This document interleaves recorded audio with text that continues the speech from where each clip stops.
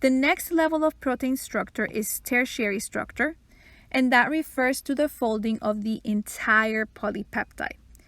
At the point when a polypeptide acquires its tertiary structure, it may have biological activity if it's a monomeric protein, like ribonuclease, which consists of a single polypeptide chain. However, the protein may not have biological activity at this point if it is part of a multimeric protein. Now, tertiary structure depends on interactions between atoms of the R groups of the amino acid residues, regardless of whether they're close to each other or far apart. And these interactions include the various non-covalent bonds and interactions we talked about earlier. So they include hydrogen bonds, ionic bonds, van der Waals interactions, and hydrophobic interactions, and disulfide bonds, which are covalent. All of these interactions result in the native conformation of the polypeptide, which is the most thermodynamically stable conformation. Now, unlike secondary structure, which is easy to predict, tertiary structure is not easy to predict because it is not very repetitive. When we consider tertiary structure, so the three-dimensional conformation of an entire polypeptide, we can classify proteins into fibrous or globular. Now, bear with me here because what I'm about to discuss will sound a little contradictory.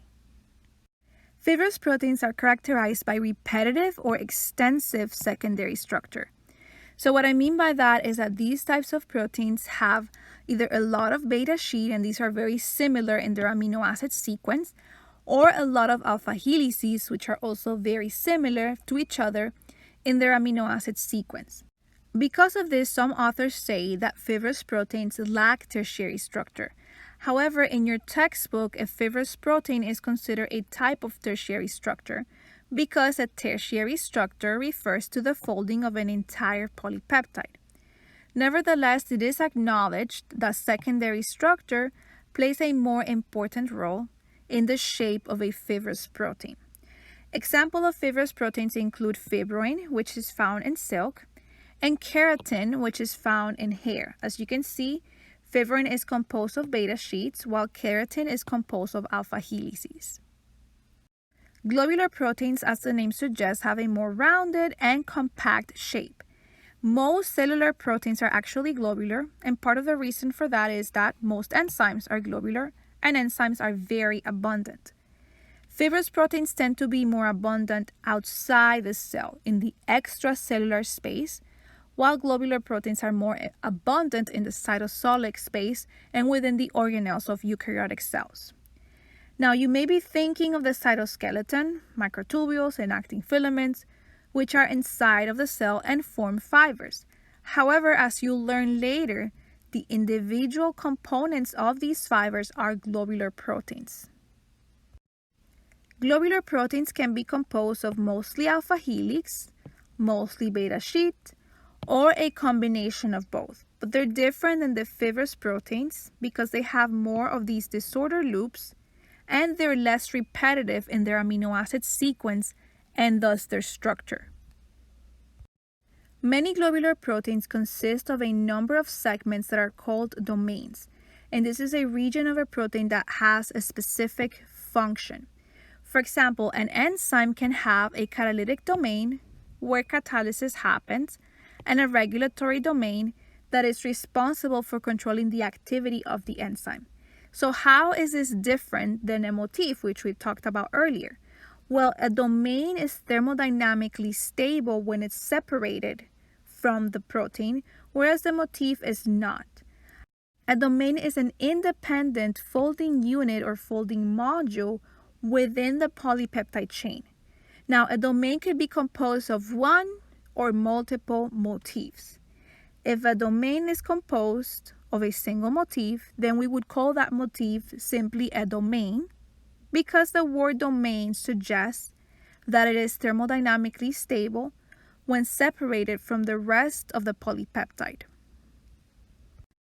At this point, we need to appreciate once again that the higher levels of protein structure depend on a protein's primary structure, on a protein's amino acid sequence. change in the amino acid sequence could drastically alter the shape, the properties, and the behavior of a protein. Now, this is a picture of a red blood cell, and as you can see, it has an abnormal shape, known as the sickle shape, and you may be familiar with this. And this occurs in individuals who have sickle cell anemia.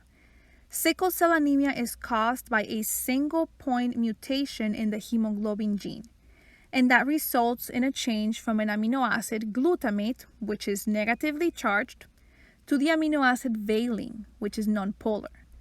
This single amino acid change has a drastic effect because these two amino acids have very different properties. Take a look.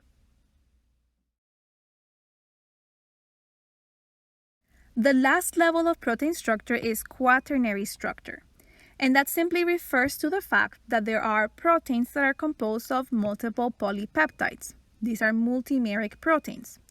So this level of structure only applies to the multimeric proteins.